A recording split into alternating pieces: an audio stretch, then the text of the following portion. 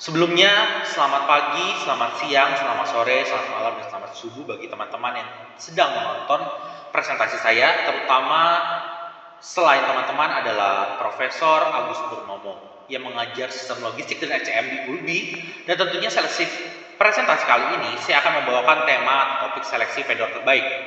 Saya membahas tugas ini melalui presentasi saya dengan Canva. Pertama kita di sini bisa melihat ya, ada kriteria dan tiba-tiba ada subtopiknya. Nah, kita akan membahas apa nih? Sebenarnya kita akan membahas adalah cara penilaian vendor terbaik dalam logistik dan SCM. Nah, caranya itu gimana sih? Caranya nanti akan kita bahas. Tentunya dengan melakukan cara penilaian vendor. Nah, ini sub-subnya dulu yang kita bahas ya. Ada tentukan kriteria dan bobot penilaian, kumpulkan data dan melakukan due diligence, analisis dan seleksi, implementasi dan pemantauan berkelanjutan atau performance monitoring, dan yang terakhir adalah bangun kemitraan dan tingkatkan berkelanjutan. Jadi gimana kita bisa mencari vendor-vendor yang kita pilih, kan vendor misalnya di dunia ini banyak gitu ya, sekarang nggak usah bahas di dunia, di Jakarta atau di Pulau Jawa aja udah sangat banyak sekali. Nah, gimana caranya kita bisa menggunakan skill kita untuk memproses atau memisahkan mana vendor yang terbaik, mana vendor yang baik, dan mana vendor yang kurang perform. Nah, manfaat dari penilaian ini itu sebenarnya simpel aja, meningkatkan meningkatkan keandalan dan ketangguhan rantai pasok, itu yang pertama. Kedua, mengoptimalkan biaya total, bukan hanya harga termurah, tetapi juga biaya yang tersembunyi atau cost, tapi di dalamnya ada kinerjanya juga. Nah, ada juga reputasi, memitigasi risiko operasional, terus mendorong inovasi dan perbaikan berkelanjutan. Nah, gimana caranya? Sesuai dengan yang kriteria di sini ada 4 yang harus kita bahas. Ada produk, company, service, dan sales personel. Nah, ini cara penghitungannya. Mungkin kalau misalnya kurang terlihat, saya bisa zoom ya. Nah, tadi kan kita kalau misalnya lihat, kita lihat di sini itu sebenarnya ada yang tadi tulisannya produk, terus ada perusahaan, ada service, dan juga ada sales personel. Tadi ini sub-subnya tadi. Nah, dari sebuah sub tadi kita bikin sub kriteria lagi di dalamnya. Pertama, untuk cara menentukan subnya itu gimana? Kita langsung ambil aja produk. Terus kita boboti. Bobotinya itu bobotnya total dari produk sampai ke 4 sub ini, totalnya itu harus 100%.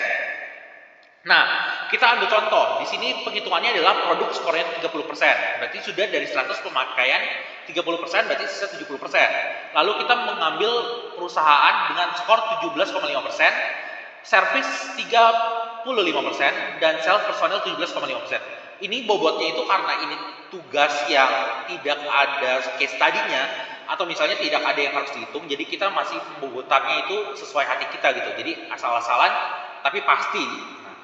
Nah, untuk yang produk ya, produk itu dibagi lagi menjadi di dalamnya ada quality, ada uniformity, price, guarantee, sama packaging. Nah, ingat, price, packaging, guarantee, uniformity, quality itu nilainya harus 100% juga. Nah, di sini kita coba dituliskan adalah quality 30%, berarti sisa 70% dong.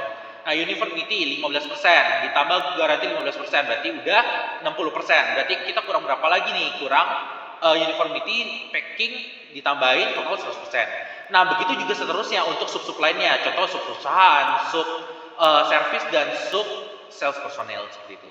Nah, lanjut kita buka untuk ke vendor A, vendor B, dan vendor C. Kali ini kita bakal bahas dulu ya untuk ke vendor A.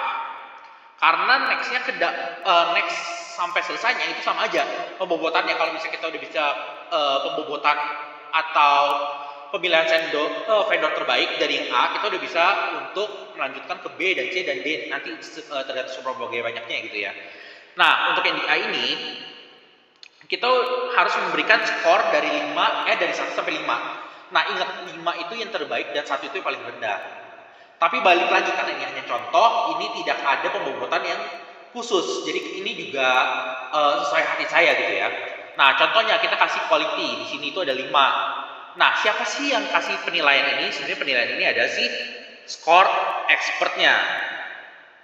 Nah, karena si skor expertnya yang kasih contoh, kita di sini menggunakan 3 expert.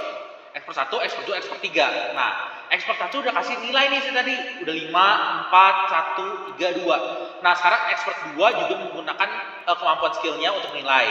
Si quality-nya 4, uniformity-nya 3, price-nya 1, garantinya 2, dan packing-nya 5. Nah, begitu juga si 3 sampai nanti berhenti di sales personil. Ketika empat-empatnya sudah menentukan nilai-nilai bobotnya yang maksimalnya itu 5, nah kita mulai masuk ke perhitungan. Perhitungannya itu apa? Perhitungannya itu seperti ini. Perhitungannya itu gimana cara kita bisa mendapatkan rata-rata vendor A, bobot subkriteria A, dan juga bobot kriteria A. Nah, kita bahas pelan-pelan nih. Gimana?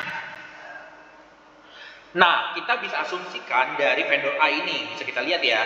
Jadi perhitungan si rata-rata vendor A ini bisa dapat dari mana nih? Angka 3,66. Angka 3,66 ini bisa kita dapatkan dari penjumlahan dari si ekspor 1 sampai ekspor 3 di vendor, masing-masing vendor.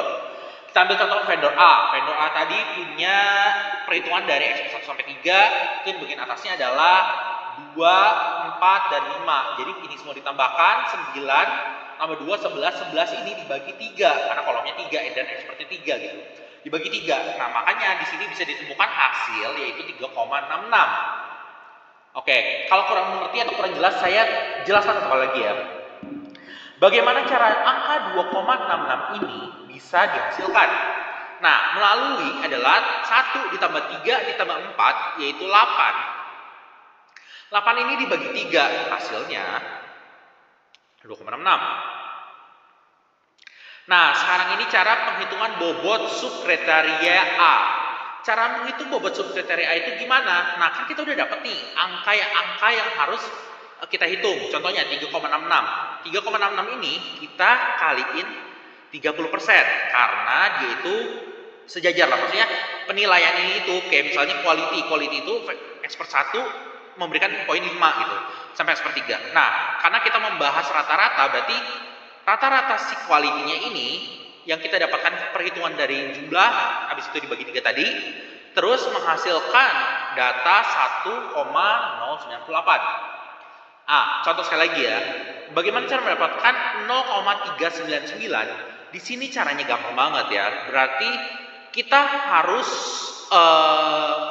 mengkalikan 2,66 dikali 15% karena uniformity-nya itu 15%. Jadi hasilnya 0,399. Satu kali contoh lagi.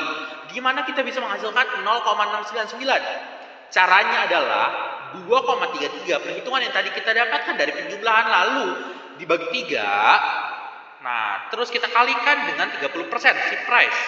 Dapat hasilnya adalah 0,699. Oke, kalau sudah mengerti, kita akan membahas ini. Nah, tadi kan kita udah bahas rata-rata vendor A, bobot subkriteria A. Nah, sekarang ini bobot kriteria A. Gimana sih cara bisa menentukannya? Cara menentukannya adalah 1,98 sampai 0,333 kita jumlahkan. Setelah mendapatkan hasil jumlah, kita fokusnya ke sini. Produk skor 30%. Karena apa? Kita udah nentuin skornya tadi 30% di produk. Nah, jadilah angka 0,8937. Sedangkan ini bisa dapat dari mana sih angka 0,5678? Caranya itu adalah angka dari 0,666 sampai 0,133 itu menghasilkan angka jumlah tambahan yang nantinya akan dibagikan dengan bobot perusahaan skor 17,5 ini. Jadi angka tadi dikalikan 17,5% mendapatkan hasil 0,5678. Satu kali lagi penjelasan ya guys ya. Nah, gimana kita bisa mendapatkan 1,1? Caranya adalah menjumlahkan 0,999 sampai 1,05. Nah, lalu hasilnya kita kalikan dengan juga bobot servis yaitu 35%. Nah, gimana caranya? Tinggal dikalikan. Ya, kita sudah ketemu jawabannya adalah 1,1. Nah, ini slide terakhir saya kesimpulan ya. Kesimpulannya adalah karena kita lihat di sini perhitungannya bobot A, kita anggap aja bobot B dan bobot C, jumlah perhitungan dari semua skor itu jauh lebih rendah. Misalnya contoh bobot A, si vendor A ini punya hasil 1,5. yang vendor B punya 1,2, vendor C 1,1, berarti yang paling tinggi adalah 1,5, dan bobot yang tertinggi itu adalah bobot yang paling diakui. Nah, jadi setelah kita tahu bobotnya berapa, jadi kita bisa menentukan bobot dari vendor A itu paling unggul dari kacamata si expert. Nah, setelah kita mengetahui itu, kita tinggal analisa aja. Karena kualitinya 30%, nah terus kita hitung lagi. Berarti kita harus menaikkannya di mana nih misalnya? Karena garantinya lebih kecil nih, garantinya 15%. Tapi apa kata si expert? Memang si expert bilang, oh ini tidak perlu untuk ditingkatkan. Ya udah, kita nggak usah meningkatkan si quality dari barangnya tersebut. Tapi kalau misalnya si quality-nya menunjukkan potensi yang tinggi dan si expertnya juga menunjukkan skor yang tinggi, berarti kita dapat meningkatkan hal tersebut dan fokus kepada hal tersebut. Demikianlah selesai presentasi saya hari ini. Saya Steven Dilan Wijaya, izin pamit dan sampai jumpa.